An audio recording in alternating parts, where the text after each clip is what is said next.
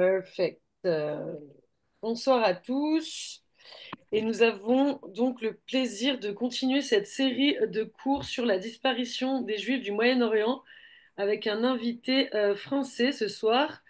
Nous avons le plaisir d'accueillir donc Emmanuel Debono, qui est historien. Ses recherches portent sur les racismes et les antiracismes ou l'antiracisme, plus focalisés sur le pays France.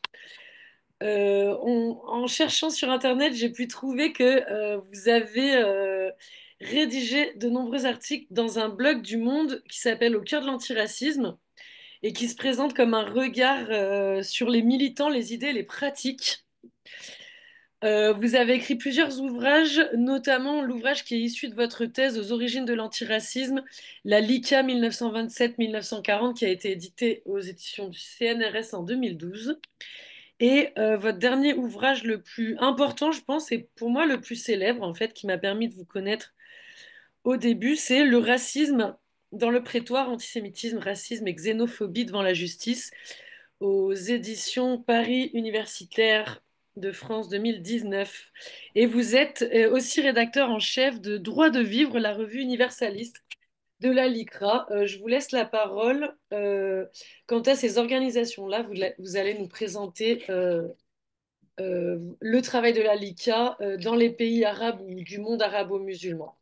Merci beaucoup, je vous donne la parole et à la suite de cette présentation, vous pourrez poser vos questions, mais en attendant, vous pouvez écrire dans le chat. N'hésitez pas pour pas que les questions se perdent. Merci beaucoup.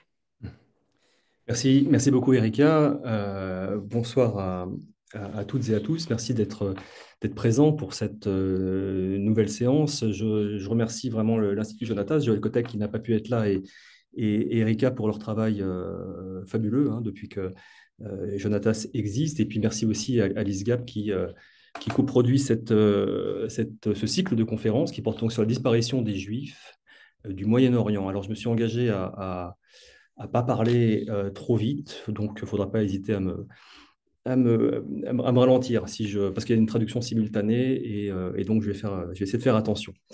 Alors je suis juste en un mot, vous l'avez dit Erika, rédacteur en chef du Droit de vivre. Le Droit de vivre ou le DDV, c'est la revue historique de la LICRA qui a été fondée en 1932. J'en dirai quelques mots pendant cette conférence. Et donc j'ai fait une thèse en fait sur les origines de la LICRA qui s'appelait la LICA. La Ligue internationale contre l'antisémitisme à ses débuts et jusqu'en fait en 79. Et donc, sur cette thèse qui portait vraiment sur les années 1930, j'ai été amené évidemment à beaucoup croiser les pays du Maghreb essentiellement. Donc, il y aura peut-être un petit décalage par rapport aux thématiques habituelles. Enfin, quoi que je me souviens que Madame Aflalo avait parlé, je crois, ça portait sur le Maroc. Et donc, je vais essentiellement parler du Maghreb, mais je parlerai évidemment aussi de la Palestine pour aborder en fait un thème qui est assez peu connu d'un point de vue historiographique et qui est un épisode finalement assez fulgurant mais tout à fait intéressant, une campagne en fait qui a été menée par la LICA dans les années 30 qui s'appelait la campagne du rapprochement judéo-musulman.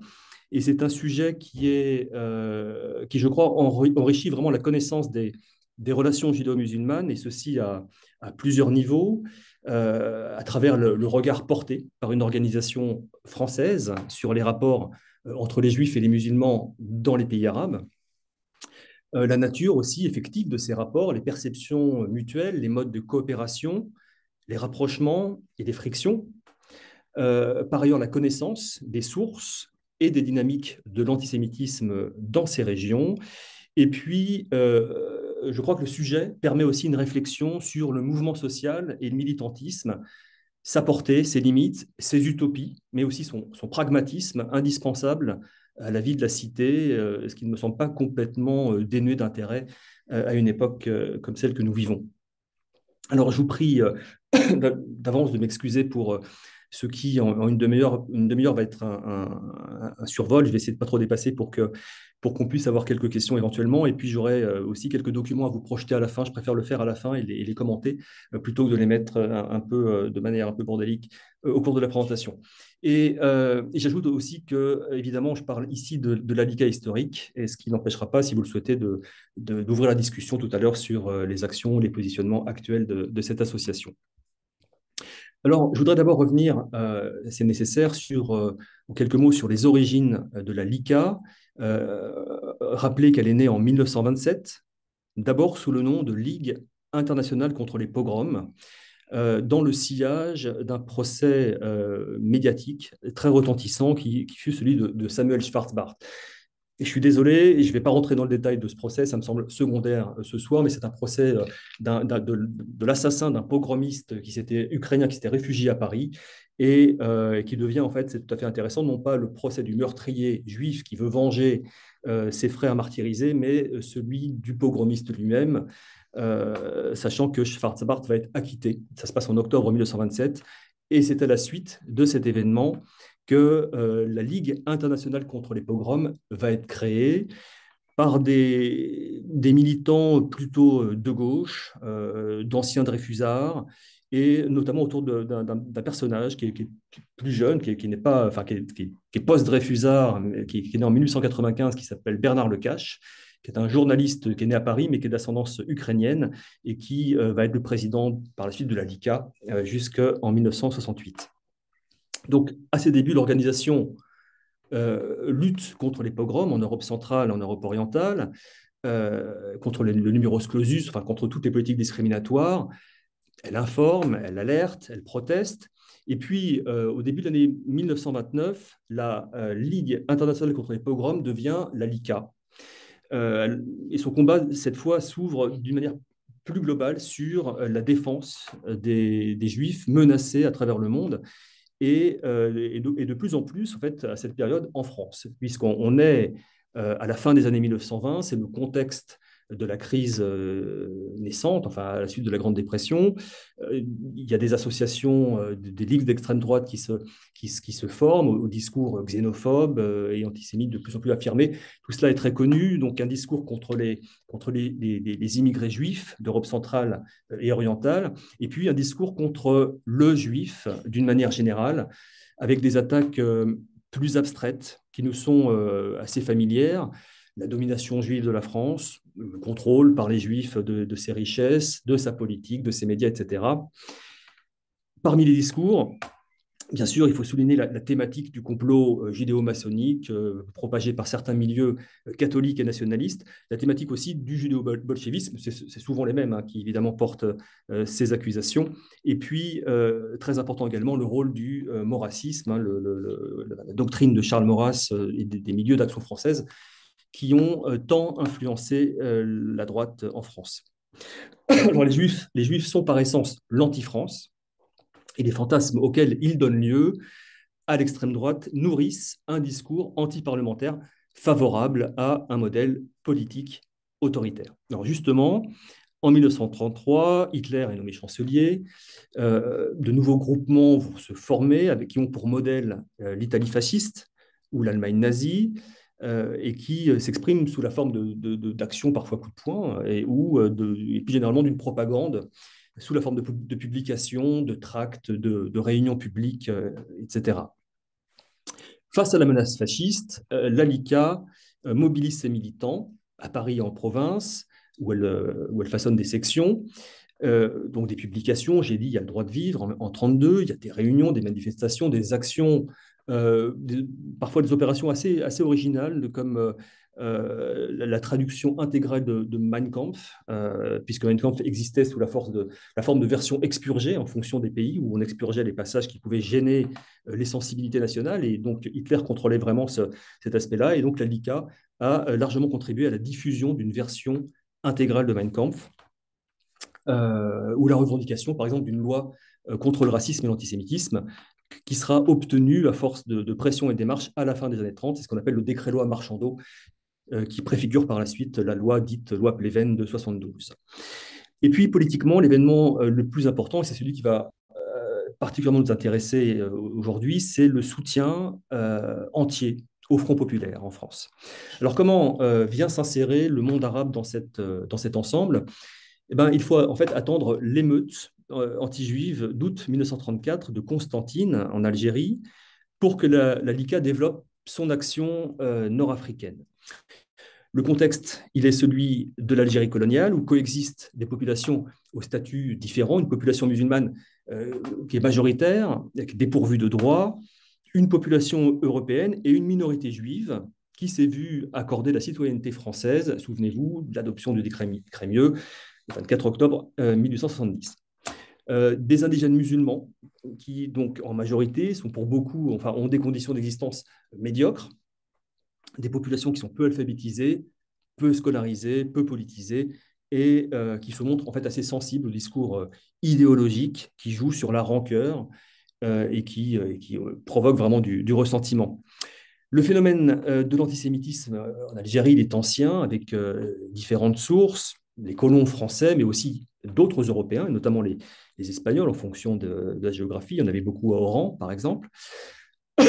Pardon, la propagande des milieux fascistes français.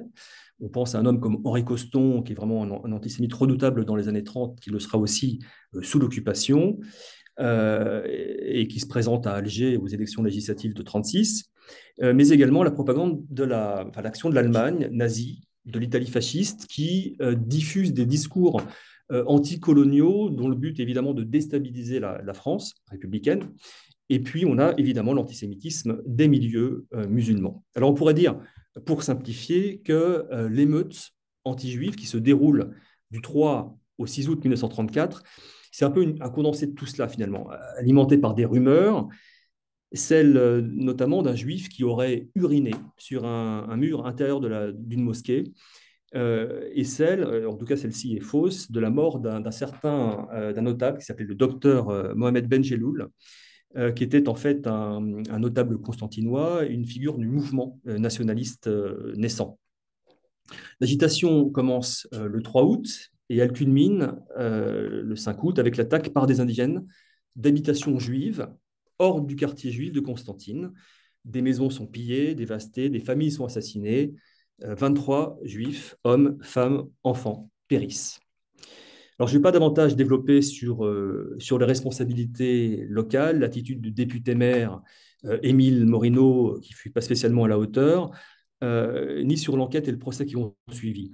Ce que je veux ici souligner, c'est que cet événement est le point de départ en fait, de l'action de la LICA en Afrique du Nord et de l'émergence de cette thématique du rapprochement judéo-musulman. L'émeute de Constantine est vraiment un choc. La une du droit de vivre à cette époque, c'est Le sang a coulé en France, avec un éditorial qui s'intitule Nous accusons de Bernard Lecache, qui dénonce, je cite, un pogrom en terre française. Et lorsqu'on voit effectivement l'attitude de la troupe qui a tardé à intervenir, on peut se poser la question effectivement de savoir si c'est un pogrom. Vous savez, tous ces enjeux autour de la terminologie, notamment au moment du 7 octobre. Et Lecache, en fait, refuse que pèse sur les seuls fellahs, les paysans musulmans, la responsabilité du massacre. Il parle de gâchis colonial, il parle de la rancœur des musulmans, de la carence des autorités. Et la LICA va particulièrement, et à tort, pointer la culpabilité des croix de feu du colonel de la Roque. Et tout ça, en fait, va la conduire à considérer que, d'une part, il faut renforcer la lutte contre l'antisémitisme, et que, dans un deuxième temps, il faut améliorer les conditions, ou dans un deuxième temps ou en même temps, il faut améliorer les conditions d'existence des indigènes pour faire taire les frustrations et pour cela soutenir les revendications sociales et politiques en leur faveur.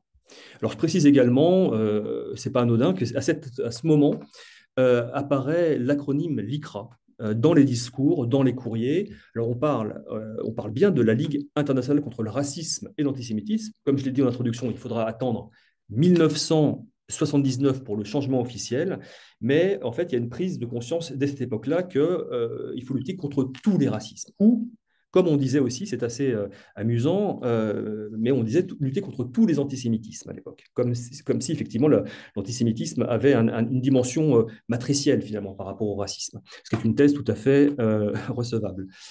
Donc voilà, action contre le racisme, défense des minorités. Et c'est le fascisme, en fait, à travers tout ça, qui va être dénoncé particulièrement, notamment son action souterraine dans les territoires arabes.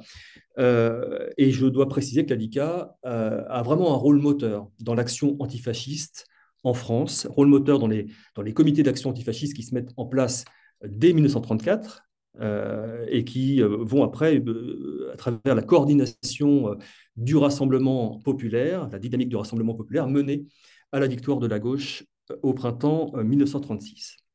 Alors en quoi consiste le rapprochement judéo-musulman? Pardon. Eh bien d'abord, dans la création de sections locales de la LICA, dans le soutien politique apporté aux indigènes musulmans et dans des mots d'ordre de fraternisation qui vont en fait se concrétiser particulièrement au moment des deux tournées du président Bernard Lecache. Alors premier point, à partir de 1934, la LICA développe des sections locales en Afrique du Nord, alors en Algérie, évidemment, dans les départements français, mais aussi dans les deux protectorats que sont la Tunisie et le Maroc. Au-delà des tournées de locage, qui sont l'occasion de mettre en place des sections, la LICA peut s'appuyer, dans le contexte de l'époque, sur des partis, sur des syndicats, des associations amies qui composent et qui soutiennent le Front populaire. Elle peut également compter sur l'engagement d'un certain nombre de députés très actifs à ses côtés. Il y a dans cette sociabilité politique un élément clé d'une activité militante qui conduit à l'installation donc de dizaines de sections au Maghreb, au sein desquelles circulent les slogans antifascistes, les idéaux du Front populaire, avec un accent qui est mis sous l'influence de la LICA sur les mots d'ordre de l'antiracisme, hein, dont on peut dire qu'ils connaissent en fait à cette époque, enfin l'antiracisme connaît un début d'institutionnalisation. Quelques exemples de sections et de leur composition. En Algérie, la section de Tizi Ouzou, 61 membres en 1938, pour l'essentiel des employés administratifs, 53%. Alors ça, c'est vraiment à partir des listes qui sont dans les archives de la LICA. Alors les archives de la LICA, c'est toute une histoire que je ne vais certainement pas aborder ce soir, mais elles sont consultables au Mémorial de la Shoah depuis le début des années 2000, hein, où elles ont été numérisées, etc. Autre exemple, la section d'Aïn Temouchent, 23 membres en 1936, pour 61% des commerçants, des artisans. La section de Relizane, 41 membres en 1939, des enseignants, à 69%. Au Maroc, la section de Meknès, 15 adhérents en 1938, des enseignants à 52%. La section de Mazagan, 29 membres en 1938, commerçants, artisans, employés administratifs. En Tunisie, la section de Tunis, 22 en janvier 36, et puis en 1937, on est à 97, et ce sont pour 89% des personnes qui sont issues du petit commerce. Je n'ai pas beaucoup de chiffres. Les listes sont en général assez précises parce que c'est vraiment des listes d'adhésion avec des... Voilà. On estime que en janvier 37, on est à 4000 membres au sein dans tout l'espace maghrébin. Et la LICA, à cette époque-là, se targue d'avoir entre 10 000 et 15 000 ligueurs en tout. Voilà. Bon, après, il y a, vous savez, toute la dénomination, ligueurs, membres, adhérents.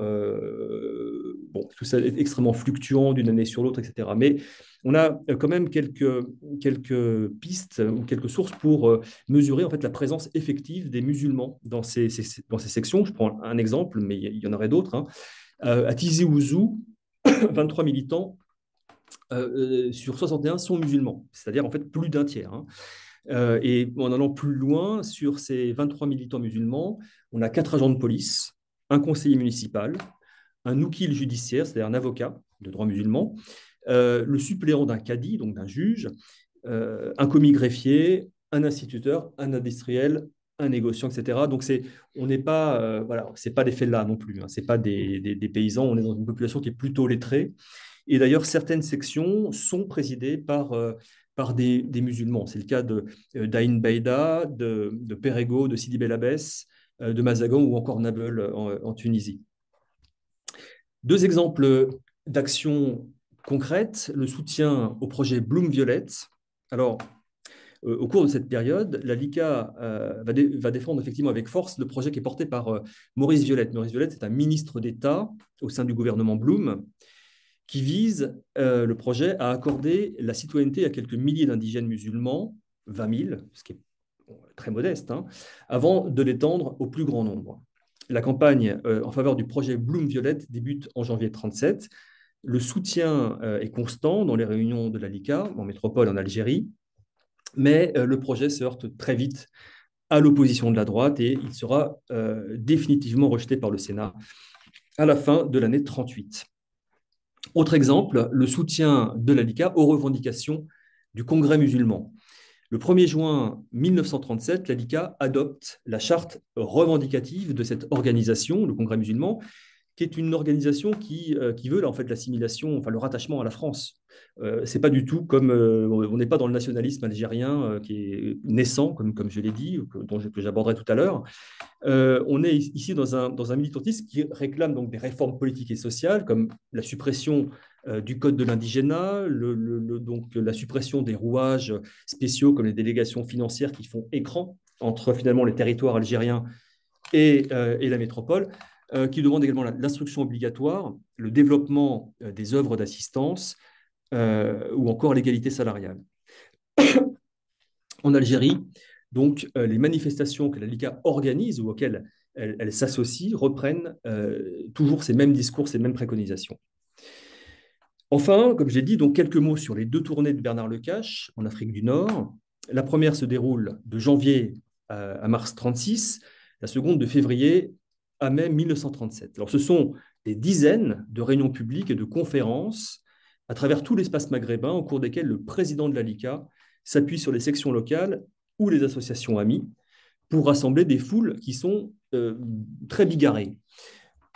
Exemple, d'après la police, 2000 personnes à Constantine le 7 mars 1937, dont 700 indigènes quand même. On est à 35% de l'assistance. 55 personnes le 21 mai 1937 à Miliana, donc c'est dans le sud-est d'Alger, 15 indigènes. Alger, le 22 mai 1937, 800 personnes, dont 450 indigènes. On est à 56% de l'assistance. Alors, qu'entend-on dans ces réunions qui se succèdent? Eh bien, des discours en faveur de la fraternité judéo-arabe, en faveur d'un front uni contre le racisme et l'antisémitisme, et donc des appels, comme j'ai dit, aux réformes sociales et politiques. Bernard Lecache reçoit le soutien des associations et des autorités musulmanes locales. Il associe également les associations communautaires juives, etc. Soukaras, par exemple, en Algérie, le 25 février 1937, 800 musulmans présents, en présence de Skiri, président de l'association des combattants musulmans. Le 11 mars, à Constantine, Lecache est reçu à la Médersa. La Médersa, c'est l'école coranique, hein, fondée par le cheikh Ben Badis. Le lendemain, l'allocution en arabe de Ben Badis est publiée en français dans les colonnes de la Dépêche de Constantine. On peut lire les mots suivants. Je les cite. Un bon et vrai musulman ne peut pas être anti-juif, car la doctrine de l'islam impose à tous ses fidèles le respect de son prochain à n'importe quelle race qu'il appartienne. Fin de citation. Les oulémas, donc les docteurs de la foi, les élus, les membres du Congrès musulman et du bloc des organisations musulmanes sont présents aux étapes de cette tournée. Donc les mots d'ordre infusent quand même. Le point d'orgue, c'est le 14 juillet 1937 à Paris, où des centaines de musulmans défilent sous les pancartes des cercles d'éducation des oulémas dans le cortège de la LICA. Voilà. Alors voilà ce qu'il en est pour la partie Maghreb. Ce qui est intéressant, c'est de voir qu'en fait, ce mot d'ordre de rapprochement judéo-musulman va être en fait appliqué à la Palestine dans un contexte de plus en plus difficile entre juifs et arabes. Alors, petite précision également, retour en arrière, la LICA est une organisation qui, depuis le début, affiche sa neutralité sur la question du sionisme. Sans s'en désintéresser, évidemment. En 1929, Bernard Lecache s'est rendu en Palestine après les massacres anti-juifs de l'été. De sa visite sur place, il a tiré un livre qui s'appelle Les Porteurs de Croix, qui est paru en 1930, et qui contient des descriptions absolument terrifiante des massacres commis contre les colons juifs à cette époque. Je vous assure, j'ai repris en fait le livre après le 7 octobre. C'est absolument c'est saisissant. C'est saisissant de voir le parallélisme dans cette espèce de violence aveugle et destructrice qui s'est vraiment manifestée en Palestine en octobre, pardon, en 1929, en août 1929. Et le parallélisme est vraiment très fort avec ce qui s'est passé en octobre 2023. À l'ALICA, les opinions sont extrêmement diverses et s'expriment de manière très diverse. En d'autres termes, il y a des sionistes, il y a des antisionistes dans l'acception de l'époque, et qui sont nommés comme tels, hein. On a, le Cache le dit lui-même, on a des sionistes, on a des antisionistes, mais dans tous les cas, on a évidemment une attention extrêmement vigilante qui est portée aux événements qui se déroulent en Palestine, en particulier à partir de la révolte arabe de 1936. La lecture des événements, comme je l'ai dit, est très proche de celle qui prévaut en Afrique du Nord. Et donc, la LICA défend le rapprochement judéo-musulman. Elle condamne les agitateurs de tous bords, les nationalistes, les féodalités locales et les intrigues hitlériennes, avec beaucoup d'informations sur justement ces intrigants qui viennent du Reich et qui ont une activité vraiment de déstabilisation localement auprès des populations arabes. On a même des extraits de Mein Kampf qui sont publiés en arabe dans les archives de la LICA. Les réalisations techniques des colons juifs sont applaudies, mais dans le droit de vivre, on enjoint les colons à émanciper au plus vite le prolétariat arabe qu'ils exploitent. Les dirigeants de la LICA soulignent la primordialité de l'antagonisme social dans les relations judéo-musulmanes, à l'image du député socialiste Jean-Pierre Bloch, qui a rejoint le comité central de la LICA en 1935, qui sera, vous le savez probablement, le futur président, après la mort de Lecage en 1968, le futur président de la LICA, jusqu'au début des années 90. Je cite Jean-Pierre Bloch en 1900, début 1936. Il faudrait faire en Palestine, comme ailleurs, une nécessaire discrimination entre le capitalisme et le prolétariat juif. Le prolétariat devrait accomplir sa mission, arracher au capitalisme une partie de ses privilèges pour en faire bénéficier à la fois les masses arabes et juives. Fin de citation. Une partie de ses privilèges. On est plutôt dans le camp réformiste de la gauche. L'ALICA considère donc qu'il y a des juifs qui sont des adversaires. Mais ça a toujours été comme ça depuis le début, notamment avec ses critiques contre les Israélites, les bons juifs français qui regardent égoïstement leurs intérêts et qui ferment leurs portes aux immigrés juifs d'Europe centrale, etc. Donc on retrouve un petit peu cette même critique. Autre exemple d'une déclaration à cette époque-là de Jean-Pierre Bloch, en juillet 1936. Alors c'est un hasard, hein, c'est deux fois Jean-Pierre Bloch, il n'est pas le seul à s'exprimer, mais ça me paraît tout à fait intéressant, je le cite également. Il faut que la colonisation juive apporte en Palestine la paix et la liberté aux Juifs hier persécutés, et aussi la justice, la fraternité, l'émancipation au misérable prolétariat arabe. L'expérience sioniste ne pourra se poursuivre qu'à ce prix. Elle ne peut recueillir notre adhésion socialiste qu'à ce prix. Fin de citation. Plus concrètement sur le foyer national juif et même sur l'immigration, l'ALICA est parfaitement discrète, à l'image d'un échange que j'ai trouvé entre Bernard Lecache et un journaliste d'Oran Matin en janvier 1936, donc c'est au moment d'une de ses tournées, et je cite « Ne pensez-vous pas, monsieur Lecache, que l'établissement des Juifs en Palestine serait la solution de la question juive ?»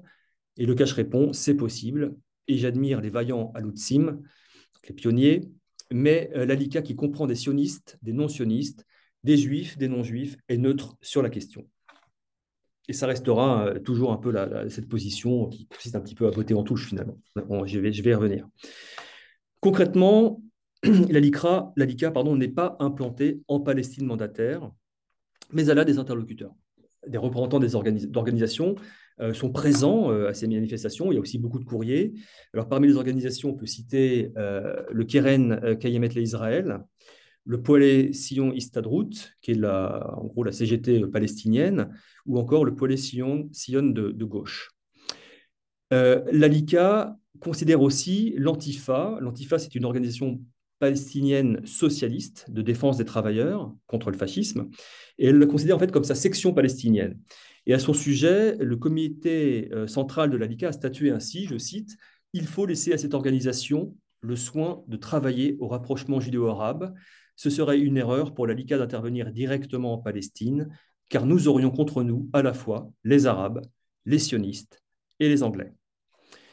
Voilà, il est quand même à noter que dans l'article 2 des statuts de l'Antifa, on défend hein, l'immigration juive. Donc ça engage quand même la LICA. En septembre 1936, la LICA organise une conférence à Paris, salle de la Mutualité, une conférence des organisations contre le racisme et l'antisémitisme. Elle essaye de rassembler tout ce qui existe en termes de lutte contre le racisme et l'antisémitisme et pour la défense des minorités à travers le monde. C'est un projet assez démentiel. Et la Palestine va être un des sujets abordés au cours de cette conférence de septembre. Et dans un discours, Bernard Lecache tend la main à Messali Hadj.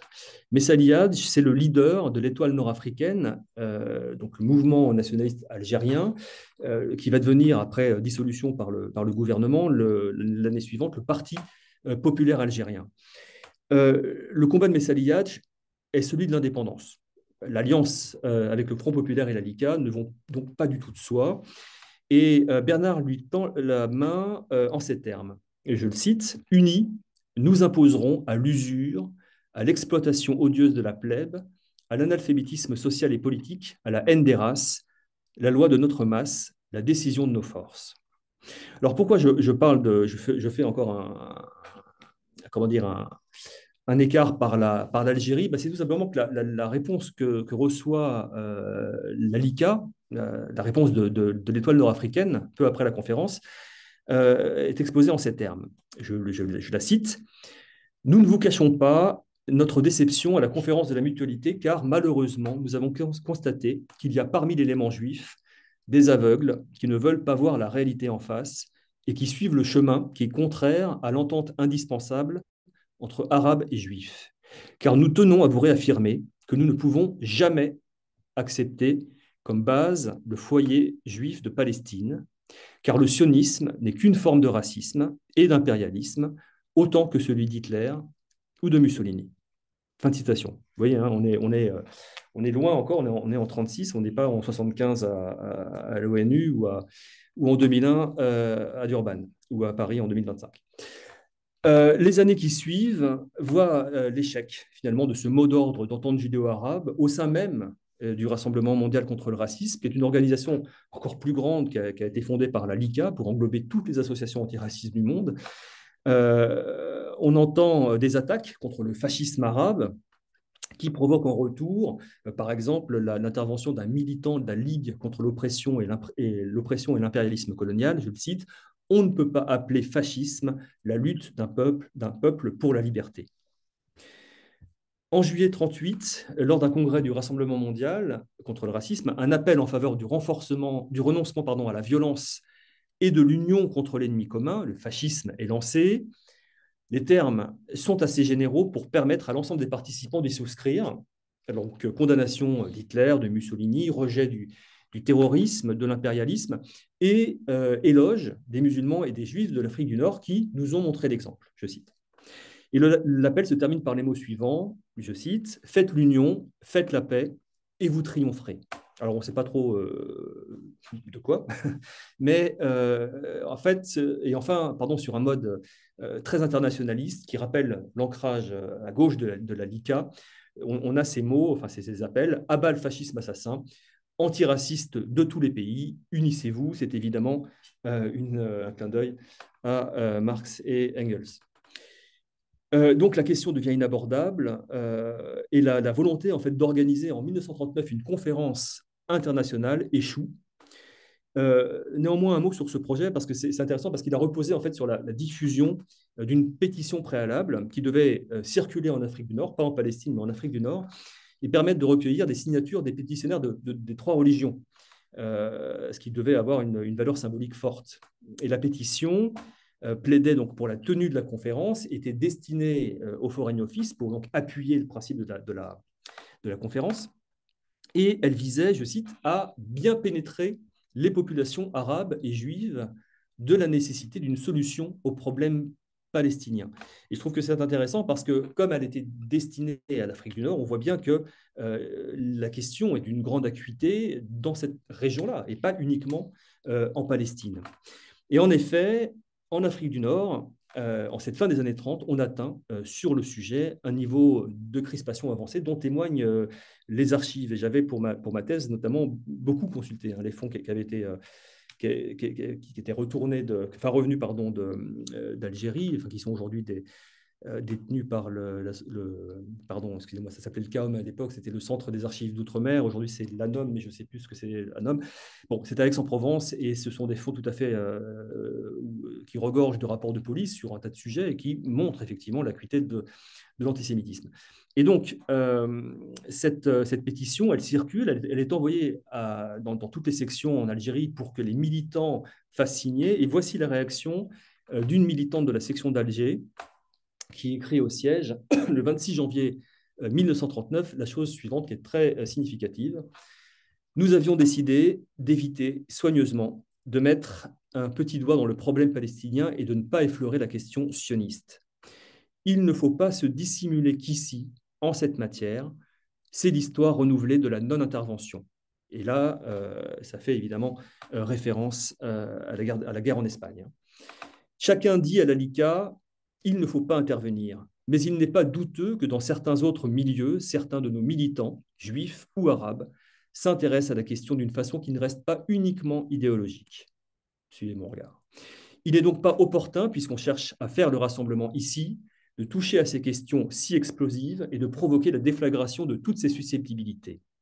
La pétition, quoiqu'elle parte d'une intention que pour ma part je partageais, ne ferait que du tort à la section que nous avons si grand-peine à faire revivre. Fin de citation.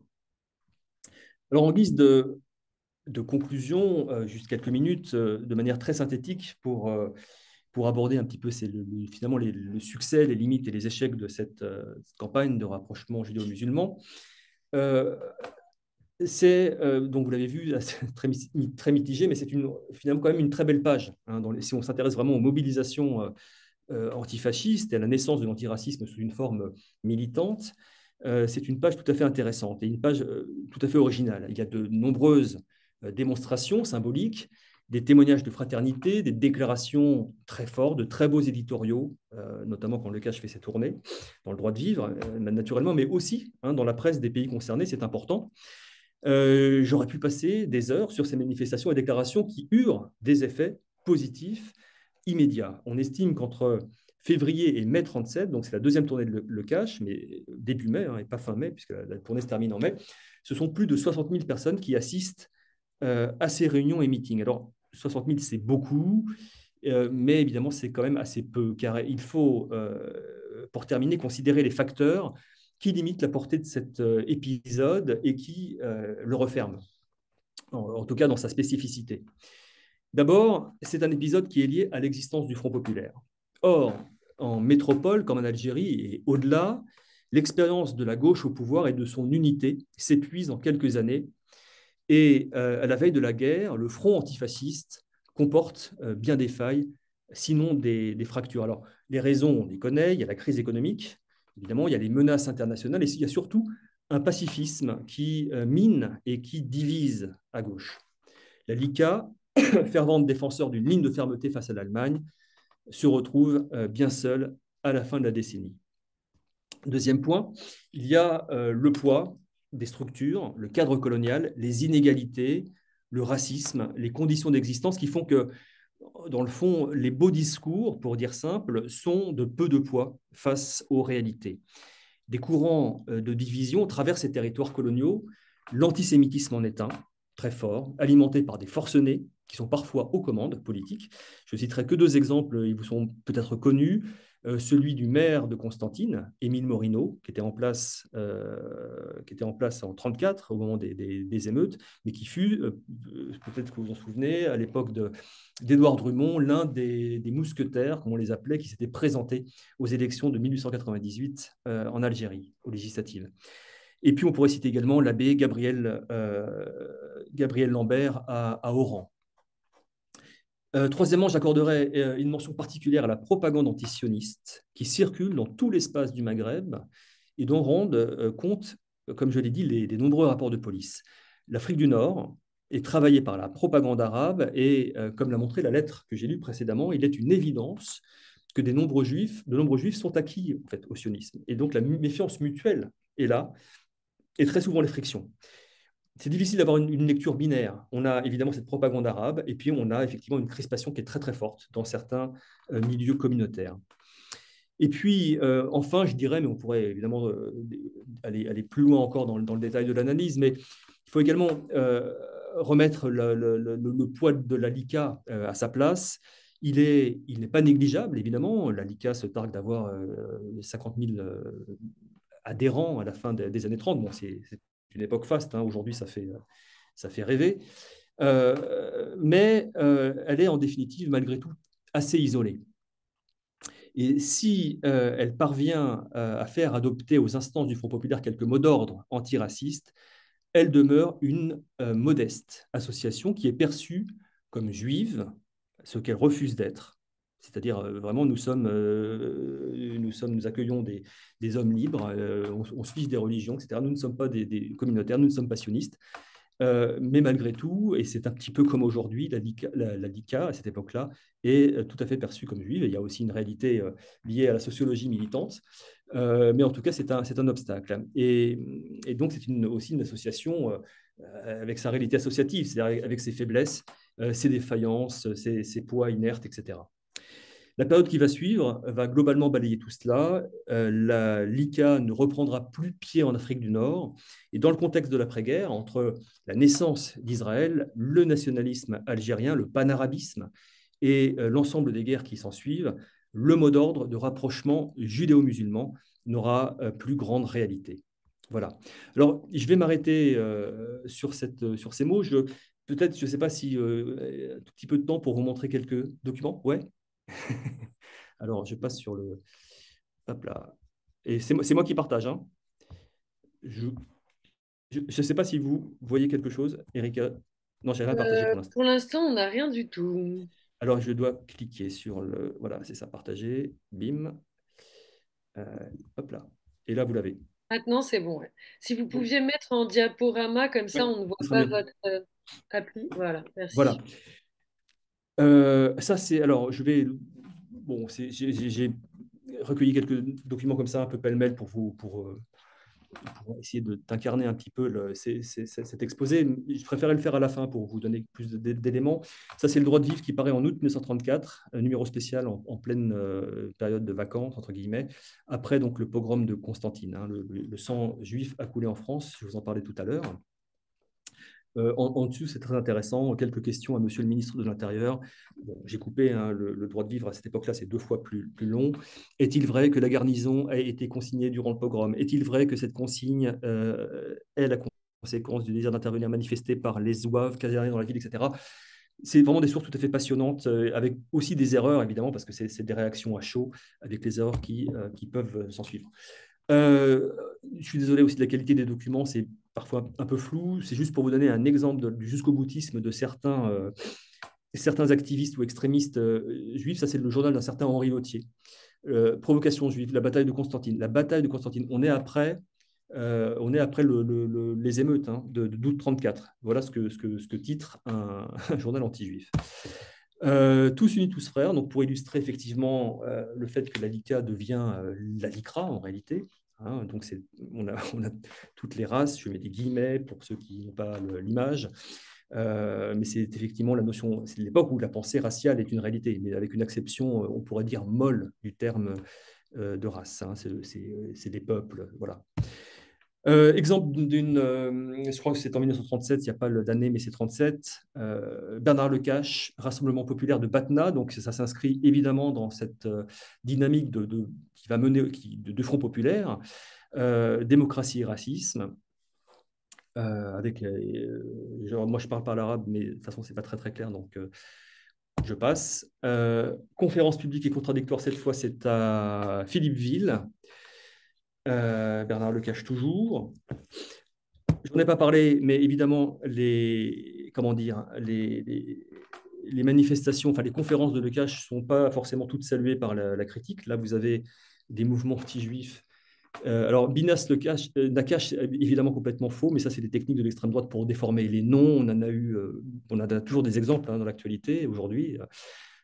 Déformer un nom, mettre un K à la place d'un C, ça fait partie effectivement d'une stratégie, et donc ça, c'est pas né d'aujourd'hui. Medtech, international à la solde de l'étranger, on dit aussi sioniste parfois. Voilà. Le cache ne parlera pas à Constantine, il a parlé. Ça, c'est le cache qui est reçu par le Bachaga. Benchi Bachaga, c'est un dignitaire de la hiérarchie administrative. Et là, ça se passe à Ain Temouchent, en Algérie, en mai 1937. À gauche ou à droite du Bachaga, on a Sadia Lévy, qui était le président de la section de Oran. Voilà.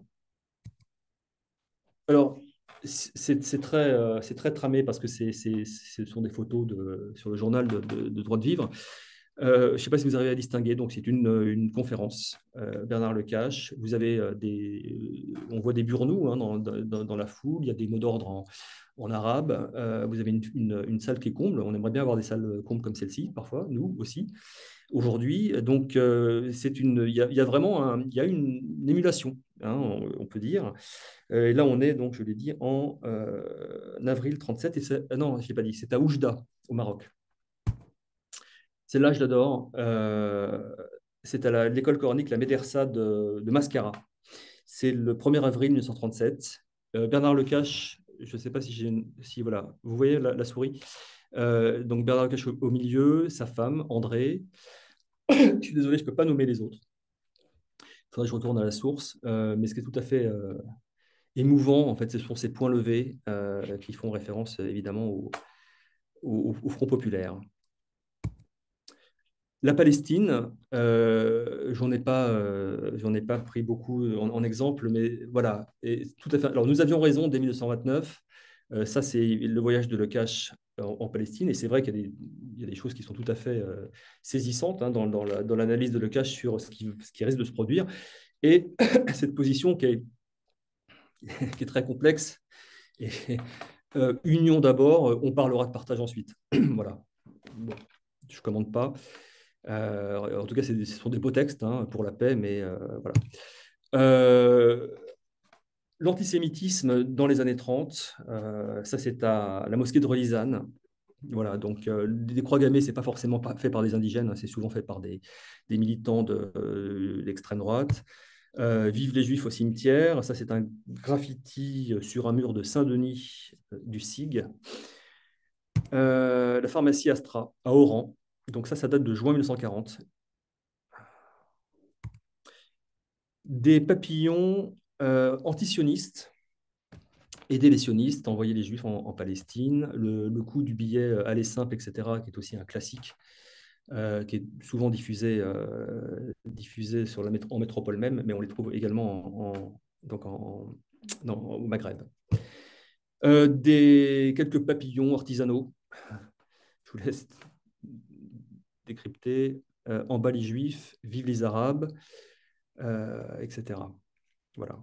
Bon, encore une fois, on ne sait pas qui fait ça. On ne sait pas qui fait ça. Ce qu'on sait plus exactement, c'est lorsqu'on a un rapport de police sur des incidents où on a des Juifs et des Arabes qui se mettent sur la figure, quoi. Et puis des tracts antisémites. Je ne sais pas décrypter, je ne sais pas si parmi vous, certains lisent l'arabe, mais bon, je ne vais pas passer trop de temps là-dessus. Un papillon anti-juif, c'est en tout cas comme ça que c'est présenté par la police. Il est possible que ce soit des tracts faits par des activistes qui le font en arabe pour diffuser également des mots d'ordre anti-juifs auprès des populations musulmanes. Le droit de vivre. Hitler, alors ça, c'est 1948, par contre, juin 48. Hitler est en Palestine, arabes et juifs, châtiez les pogromistes et faites la paix. Voilà. Toujours cette idée, alors ça c'est vraiment dans le prolongement de l'union judéo-arabe ou du rapprochement judéo-musulman. Mais là on est après, c'est après la guerre et comme je l'ai dit, c'est plus vraiment d'actualité, quoi. Voilà, je termine avec cette photo floue. Antiracistes de tous les pays, unissez-vous. Un très beau message. Ça, c'est le fameux congrès justement du du Rassemblement mondial contre le racisme de juillet 1938. Je vous remercie. Merci à vous pour cette très intéressante présentation. Qu'est-ce que quelqu'un a des questions? Je suis désolé, il ne reste pas, pas beaucoup de temps. S'il y a une petite question qu'on peut y répondre, c'est chouette.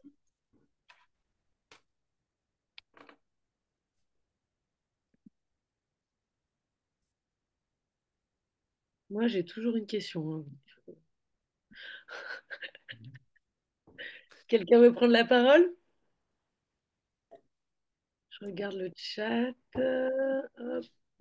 Alors, moi, donc, si personne ne dit rien, en fait, à un moment, vous avez parlé de quelque part une lutte qui prendrait une orientation anticapitaliste, en fait. Et je voulais savoir, en fait, si la LICAS, malgré sa neutralité, que vous avez très bien décrite, ou ce botte en touche, ou cette façon de vouloir pas trop s'exprimer sur certains points délicats politiques. Est-ce il y a cette, vous avez retrouvé dans les archives ou dans peut-être dans le DDV cette idée anticapitaliste?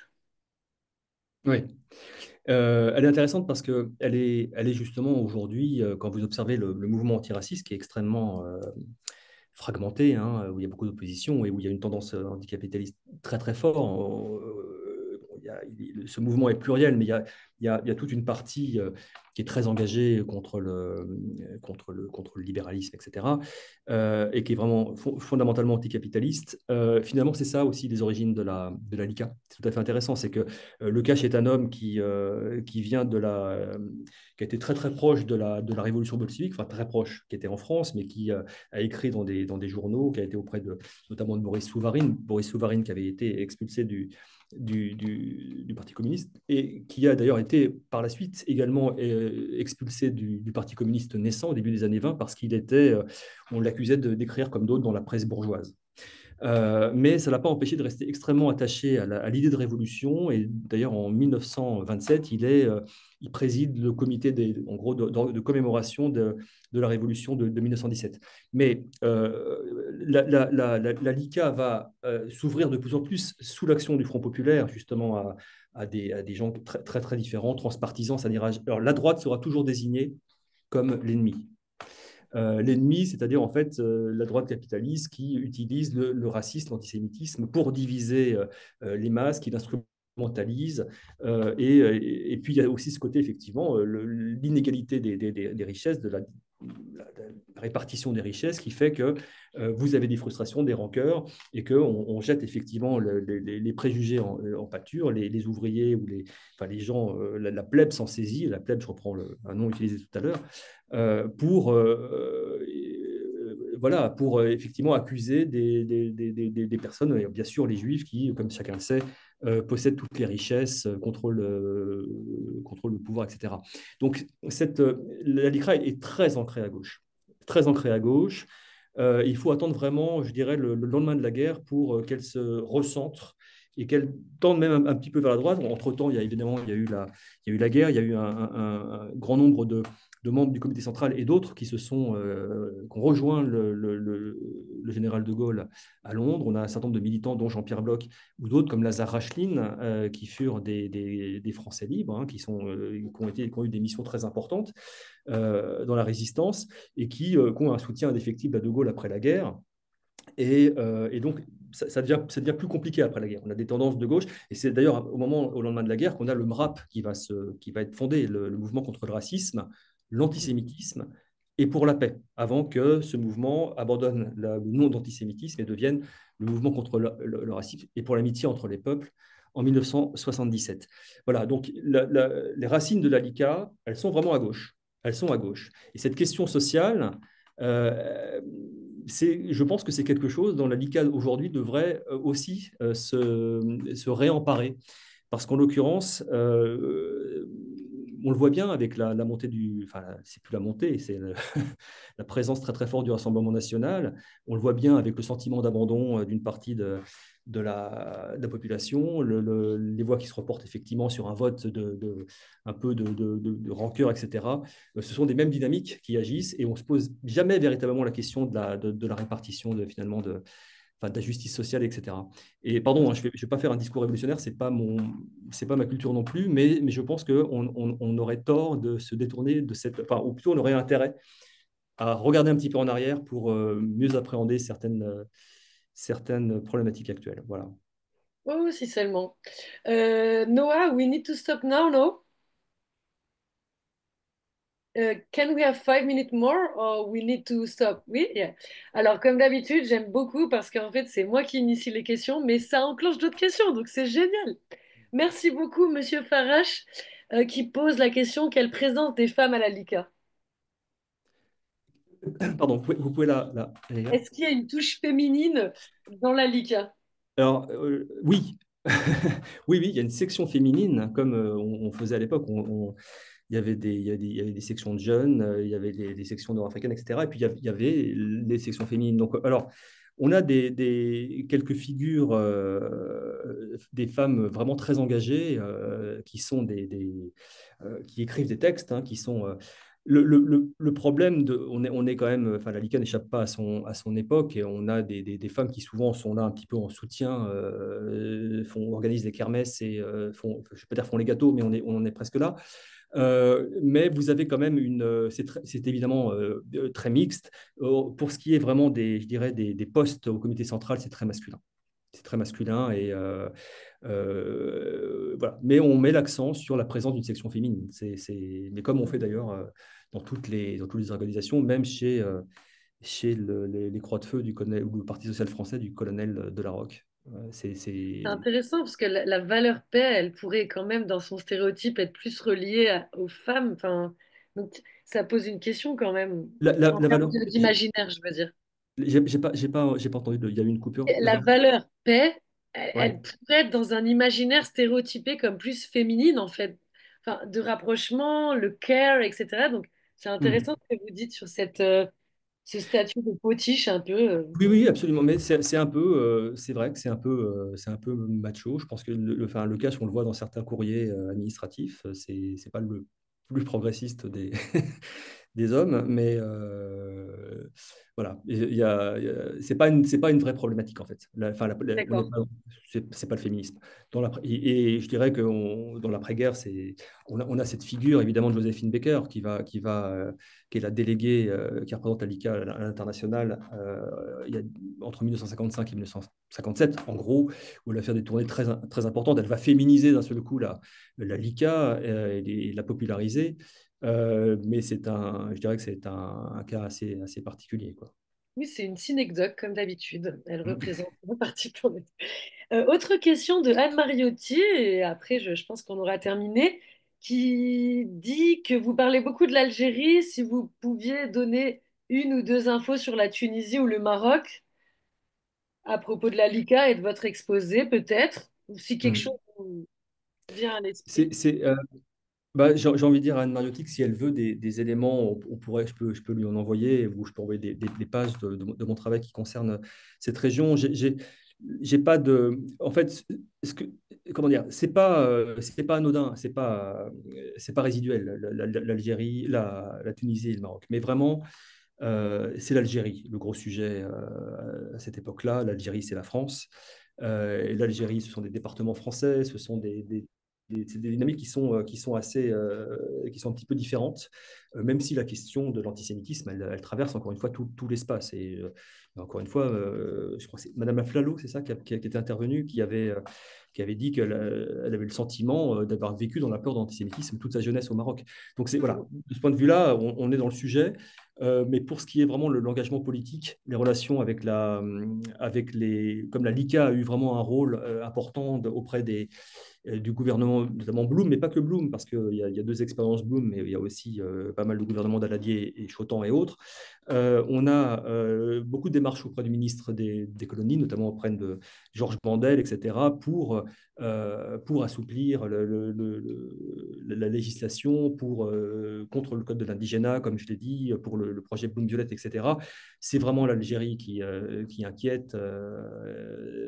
Voilà, je dirais que la Tunisie et le Maroc, c'est important. Il y a des très belles choses il y a des sections, il y a des courriers, il y a des archives vraiment tout à fait intéressantes si vous travaillez sur ce sujet-là. J'ai rien de particulier là ce soir à dire. Je suis pas.